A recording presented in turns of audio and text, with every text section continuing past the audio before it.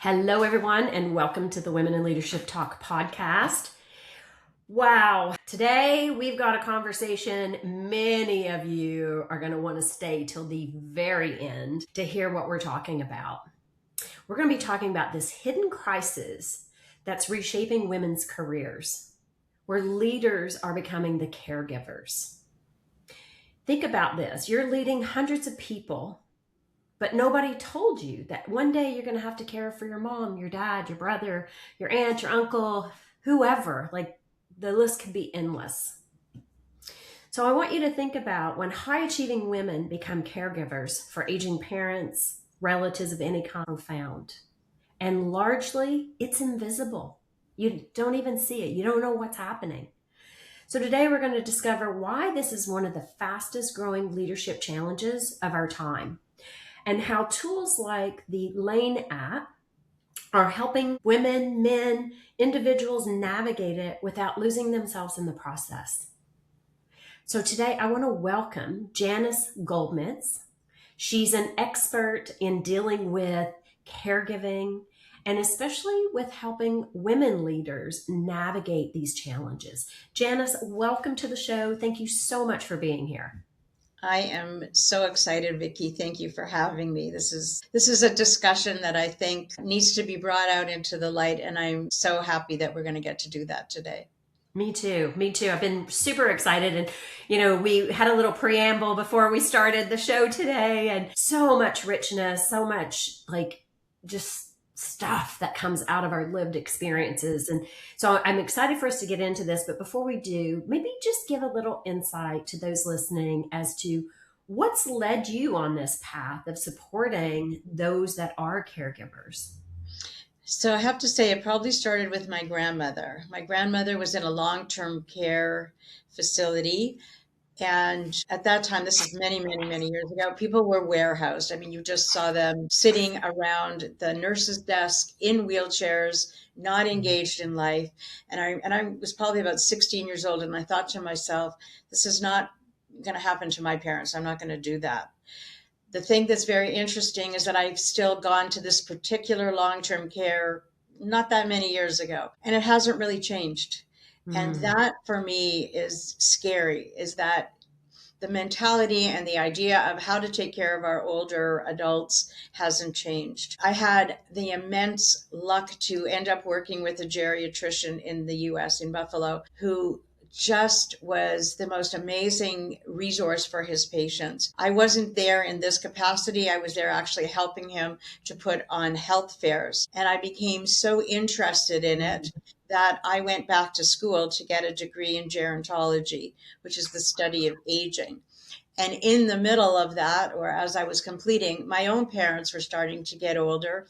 And I started being more aware of their challenges and how I can help them. And I ended up doing health fairs myself because now I had the background and I realized how important information is for people to have, because as we're going to find out, it's not something that we talk about very much. And that's why I actually named my company Talk About Aging, because we don't. Yeah. Well, and first of all, that's beautiful how you've come to this. And thank you. Thank you for what you're doing, because you're right. We don't talk about it. It's like menopause a few years ago. We didn't talk about the issues that women were facing when they entered perimenopausal, and now menopause, and then postmenopausal.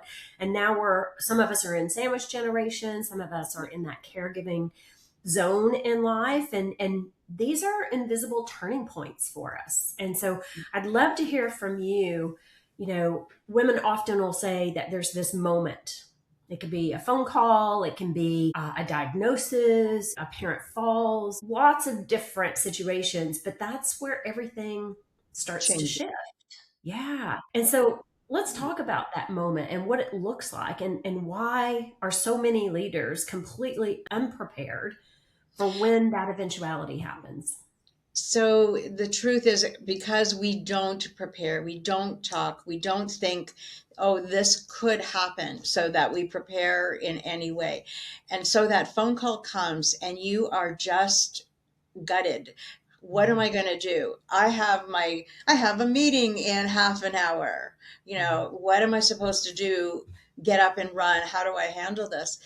And even if you're not a leader, no matter what it is, you are still in that space of what now, what now, what now.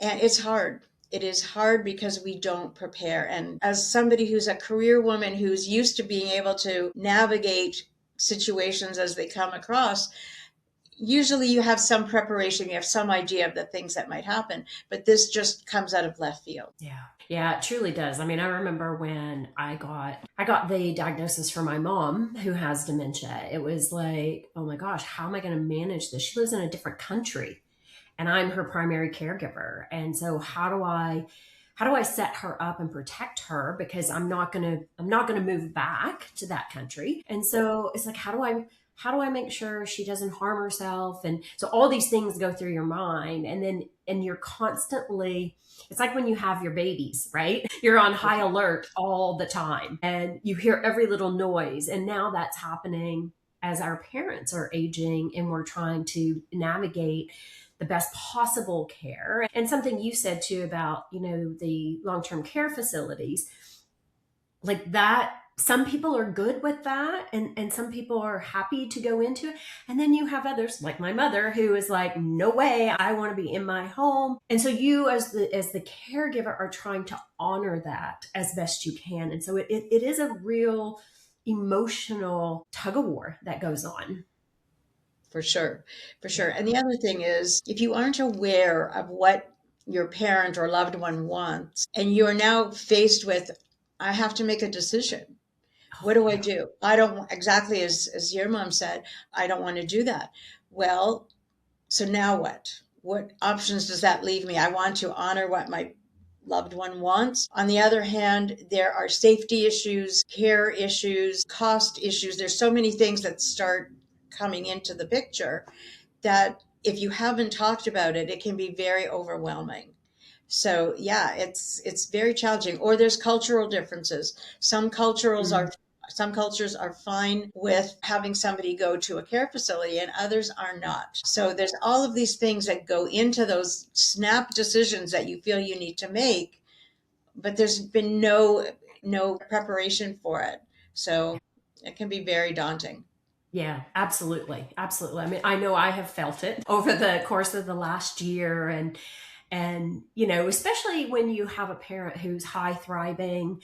My mom was still building houses and remodeling houses until she was 78. And then it was like all of a sudden, it just literally, you see this strong individual, and then literally it was almost, and it wasn't literally overnight, but it felt like it was overnight, that she went from thriving in her industry to being isolated in her home. And that in itself is hard to watch. Right. Yeah.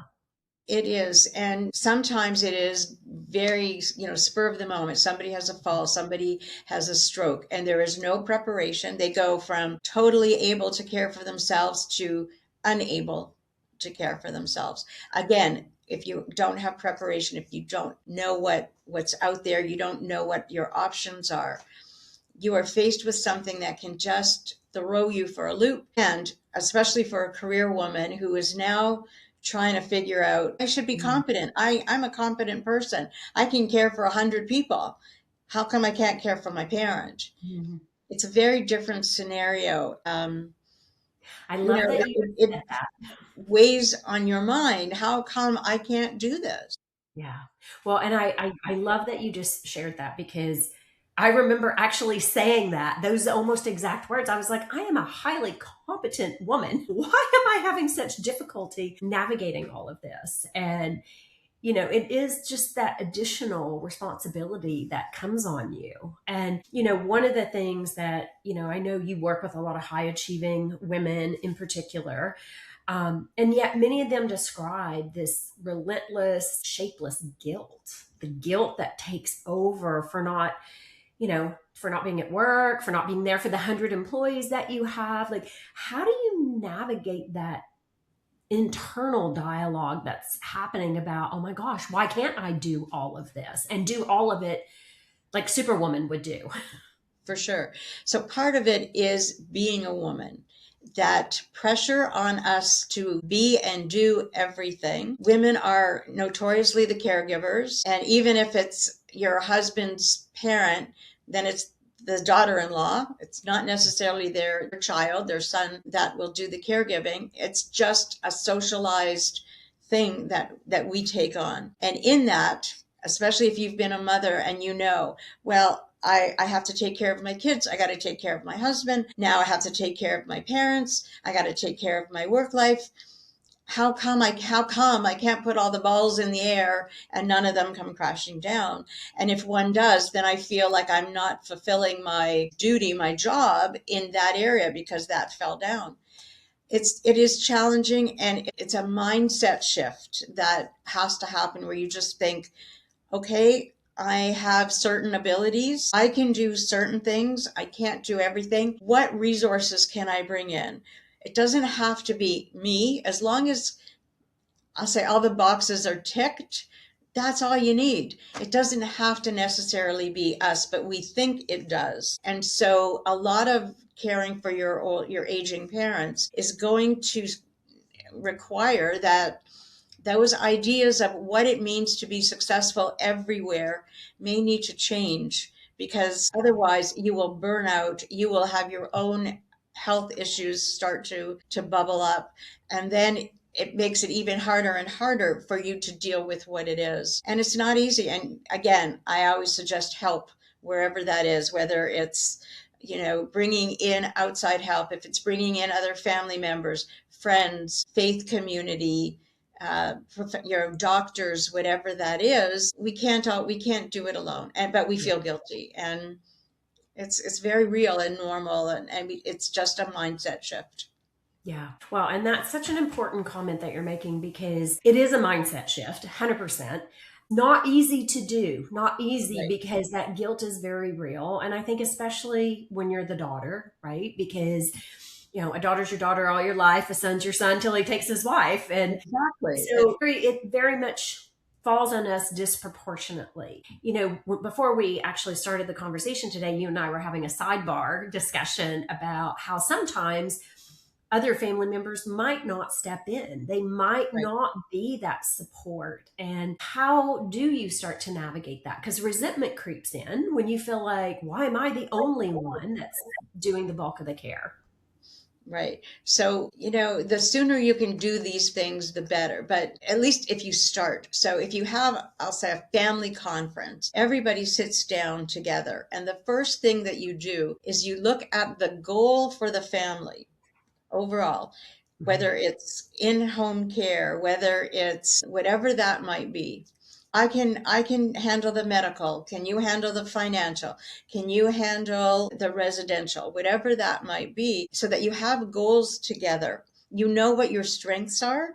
I can do this, I can do that, and be flexible in that if the person who has the lion's share of the actual caregiving says at some point, I need a break, that the other people realize, okay, I may not be as comfortable, but I'm going to step in, or I'm going to suggest help, or we're going to, as a family, create respite care, or whatever it is that we need, but having a shared goal. The other thing that I tell people, it's not just what your parent or loved one wants, because at some point it's possible that what they may want may not be realistic. Yeah.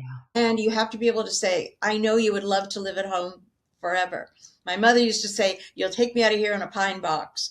And that's not what happened, because my mother ended up with emphysema and dementia at the same time. And she couldn't stay in a 2-story house and walk up and down stairs. It just wasn't viable, even though that's what she wanted. So decisions had to be made that fit everybody's goals, that fit the family goals. The other thing you don't want to do is subjugate your goals for your parents, so that you're running around now like a chicken without a head on, because you want to make sure your parents have everything they need to your detriment. Yeah. So it's hard. Nobody, this is not for sissies, as they say. Aging is not for sissies. No kidding. There's so many things that have to be looked at. But if everybody can sit down and say, this is the goal, and how can we achieve it? And again, If you don't live in the same city as your parent and you can't have eyeballs on your parent the same way your brother or sister can, there's other things you can do. You can have your Alexa checking in and getting back to you and creating pathways. So it's not perfect. There's no perfect, but there are things that can be done if you have the same goal and outlook. Yeah. Yeah. Well, and those are really valuable tips. I mean, I know for my mom, we have cameras everywhere. So if she's not answering the phone, we can start looking to see where she is. Alexa, yes, you're absolutely right. That's a great, it comes on every day and says, Mom, you need to take your medication now, just a reminder, right? So Right. those are all really important aspects of how to have some of that security, I guess is the best way to say it.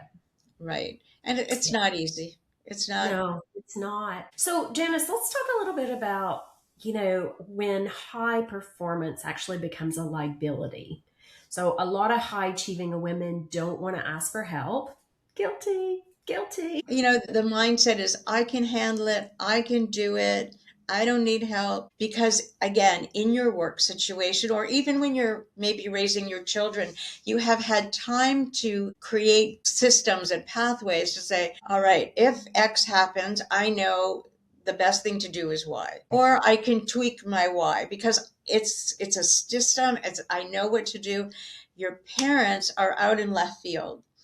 Yeah. It's not the same as having young kids who will listen to you and over time, grow with it. Your parents are your parents. And that mindset alone, am I now parenting my parents? It's a hard concept sometimes to wrap your head around. And with work situations, again, a lot of times there's education and you have slowly built up your skill set.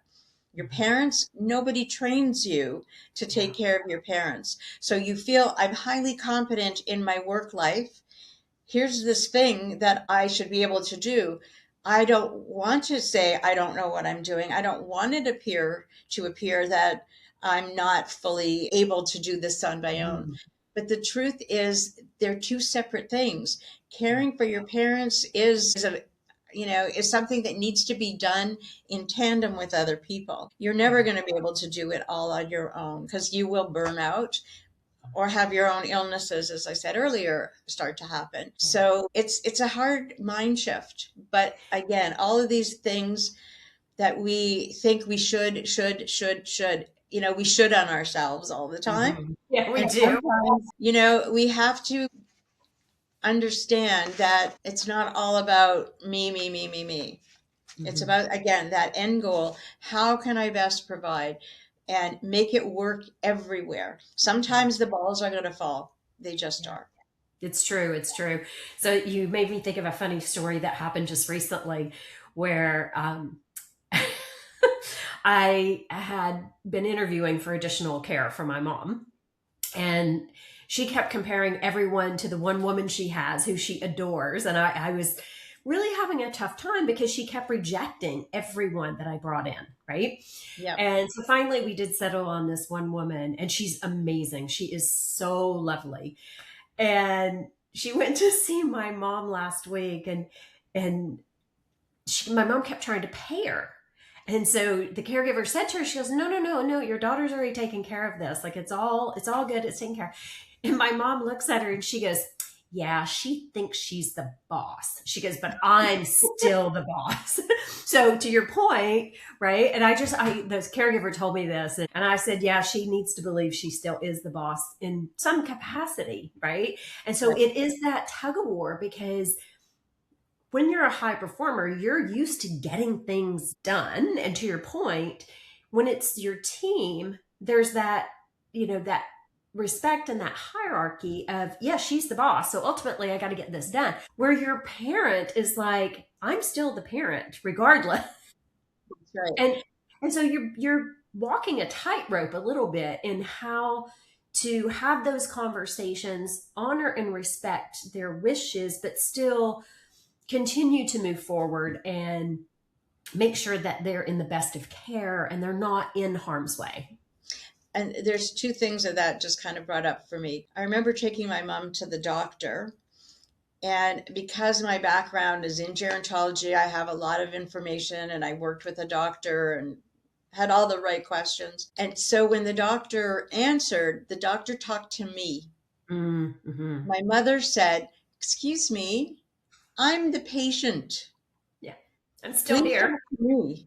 Like, it's me that you need to talk to." And I think, especially somebody who is used to being in leadership, they think, I'm the one you need to be having the conversation with. I'm the one that's going to direct the conversation because that's what I do. You have to remember your parent still has some degree of, competency, no matter, even if they are fully demented, they Yeah. still want to feel like they are part of the conversation, that they are valued. And that's another thing that I thought about as well. There's sometimes your parent is going to say, I want to do this, and you may not agree.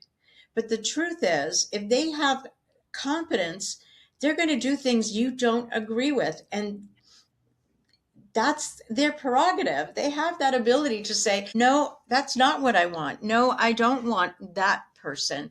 No, I don't feel comfortable. No, I don't want to, do something. And if it isn't life threatening or, a safety issue or something like that, they get to have that degree of control over their life. And sometimes it's hard because it's like, well, is this something I should be worried about? Is it something I shouldn't be worried about? Again, it's all degrees, but you have to remember that person is still a person Yeah. with their own ideas, and you may not agree with everything that they want to see for themselves. Yeah. Yeah. I will, for myself personally, that has been very difficult because my mom is in a different country and I am there every other month. My brother goes the months that I'm not there. So we try to balance. And so you're trying to get things done. And to your point, I think that's also where the push pull comes from, because when you're a high performer, you're used to action. You're used to getting things Your way. happening. And yeah. And then when they're pushing back, like I have to, and my daughter's been she's been a great sounding board for me, because she'll be like, Mom, you need to go take a walk or take a breath, right? Like, just let's change the scenery. Let's change the conversation for a moment. And that is so important to have that as well, because this is a very emotionally charged situation, right? And they do need to have some type of control, because they feel like their whole world is spiraling, right? That's and right.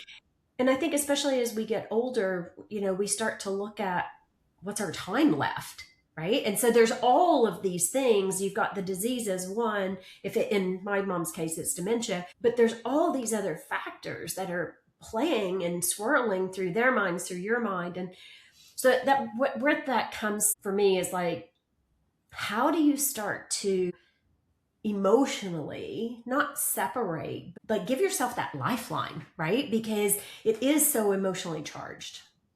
So part of it, and I use this example all the time, is think about that airline oxygen thing. Mm. If you're on a plane and that oxygen falls down, you got to put it on yourself first, because if you don't, you cannot help those around you. And so people think, well, that's selfish. It's not selfish. There's a difference between selfish and self-centered. And Mhm. again, this is something that women are not taught to be. The difference is, when you are self-centered, it means centered in self.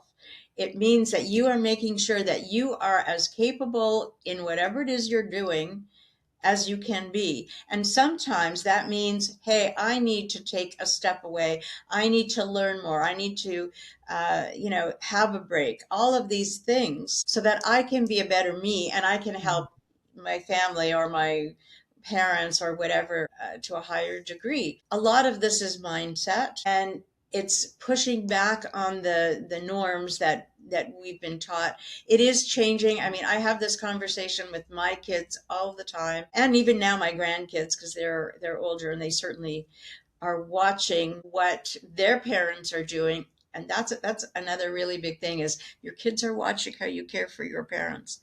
Yes, They're true. watching what you're doing, and they're learning, and they are learning. So it is hard sometimes to say, I'm taking me time. Mhm. But if you broke your leg and you had to be on crutches and not able to do what you could do, you would have no choice. You would have to care for yourself. You can't, if broke your right leg and you can't drive, you can't drive.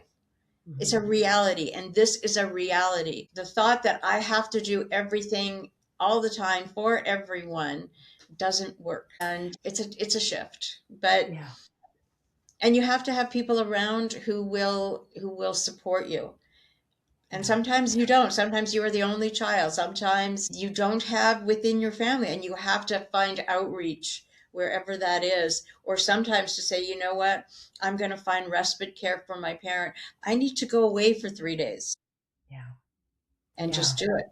Yeah, and that's, I think that's great advice. Absolutely. So I'm looking at our time. So what's the thing that women leaders need to hear most but rarely do, especially when they're in the thick of what's happening here with caregiving and barely being able to hold on? Like, what's that one thing, Janice? So the one thing that I want to tell women especially is you're not failing. You're not doing what you should be doing. You are being human, you are doing your best, and give yourself that ability to say, I am doing my best. Mhm. I can be okay with it not being perfect. There is no perfection in caring for your parent, because what I had in my family is going to be different from what you have in your family.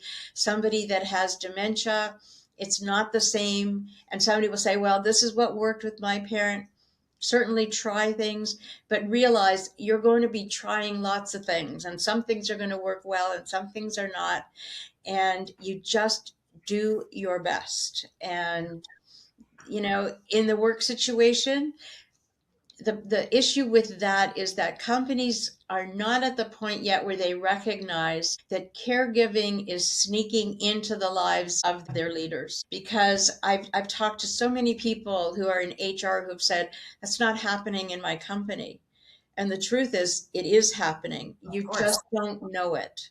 Your Yeah. company is not aware that this is something, especially with the demographics that are happening, that you're going to see in the next 5 or 10 years become more and more and more visible. Companies are seeing their staff sitting at their desk hiding. I'm talking to my loved one over here. Or excuse me, I need to go to the bathroom 10 times so that I can use my phone. Or they're Mhm. saying, oh, I have a doctor's appointment. The doctor's appointment isn't for you, it's for your parent, but it's more acceptable for your workplace to think it's you.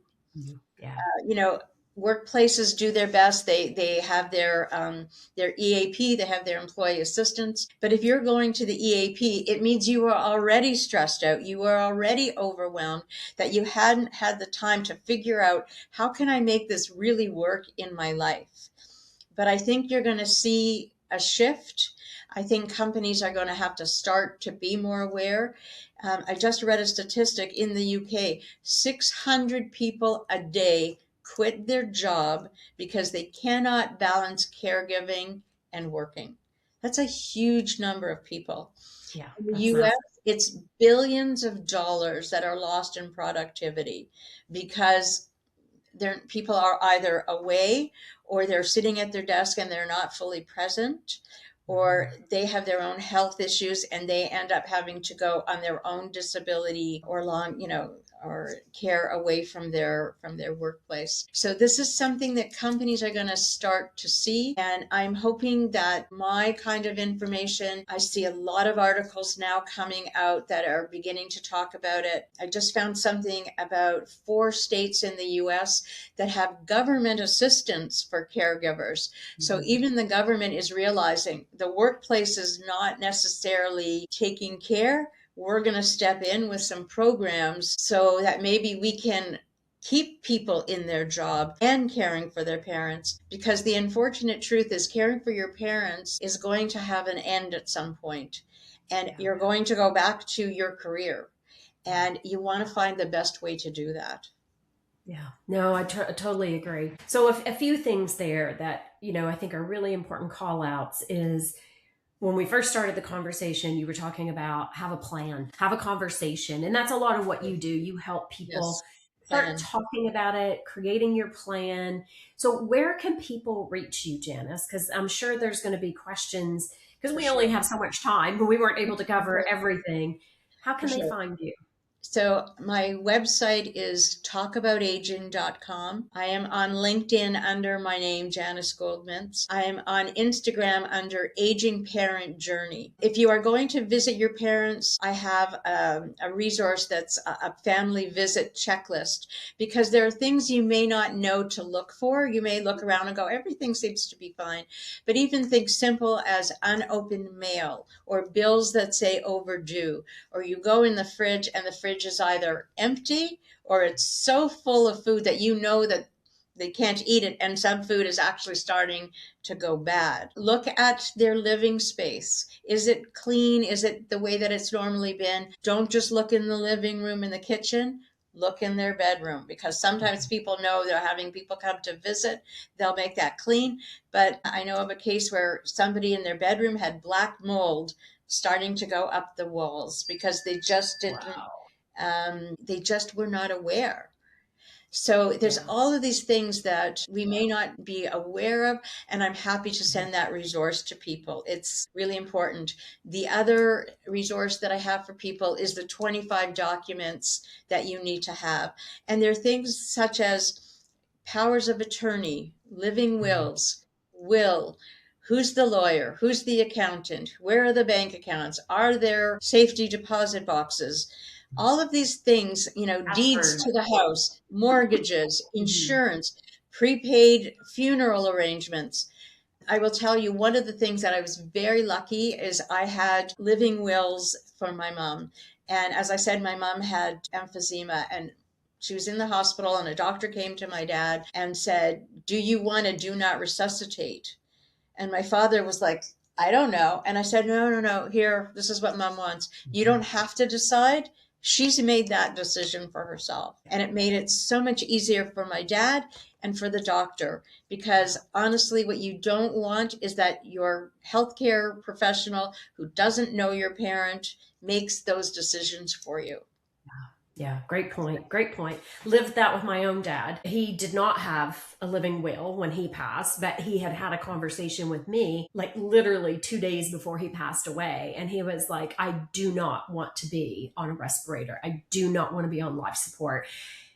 And then when it came to the decision, it was his wife at the time. She didn't know. And I was like, well, this is what dad and I talked about just 2 days ago. But to your point, having it in writing, there's no question, right? And So yeah, love and the for some resources. jurisdictions, you need to have it in Yes, writing. correct, correct. So I love the resources that you're sharing. So audience, you've heard Janice, like you can reach out if you have other questions for her. She's got 2 free resources for you, both very, very important. I mentioned earlier in the conversation, there's also an app called Lane. It's Laine. It is an emotionally intelligent app to support the caregiver, not the patient, because often we're so focused on the patient, we forget about what's happening with the caregiver, which is why it was so important to have Janice on the show today to talk about this reality of what a lot of us are living with now. And Janice, I'm so grateful to you for being here and sharing your expertise with us, and just, how important, to your point, it is to highlight what's happening, and also encouraging our audience to bring these things up with your employer. These are very much things that are happening to so many of us. We have the most baby boomers in the world right now than we've ever had. And so to your point, this is happening more and more. And our employers need to be aware of what are we dealing with that might potentially be impacting our performance, where we've always been a high performer and suddenly we're not. And it doesn't mean we don't want to be, we do, but things are happening and they need to understand what those things are. I also have a resource for companies. If they're saying, this isn't something that we see, I'm more than happy to share that with companies, organizations, associations, to say, this is the invisible challenge that is percolating up in the world that you may not be aware of. And how amazing it would be for you to be proactive Yes. with your organization. The thing that I say is any company, any organization, any association, it's people. That's who the company is. And no matter what it is you make or produce or manufacture, it's your people that are the most important. And when you're caring for your people, then that generates loyalty and retention. It's in the interest of companies to start being aware so that your bottom line isn't affected when, you know, these challenges start to come up unbeknownst to you. Yeah. Well, and when you were saying that, what went through my head, you're being good stewards of humanity, because we're all going to get there one day. And so let's take care of those that are here with us today, because we all are going to get there. Wow. Janice, thank you so much. What a great conversation. And audience, thank you for being here. Super grateful for you chiming in today. Would love to hear your thoughts on this conversation. And I'm sure there's people in your life this will resonate with, so please do share it. And if you have questions, reach out to us, okay? We'd love to hear from you and see how we can support you even more so. So thank you everyone for being here. And please do sign up also for the Will Empowered newsletter. We put all kinds of beautiful tips, resources, information that is super supportive for our women leaders and our men leaders too. They can get it too. Anyway, we thank you everybody for being here, and we will see you on the next Women in Leadership Talk podcast. Thank you. Have a great day. Thanks. Thank you for joining us for Will Talk, sponsored by Women in Leadership Empowered. To learn more about our programs, please visit www.willempowered.com. We look forward to seeing you in our community.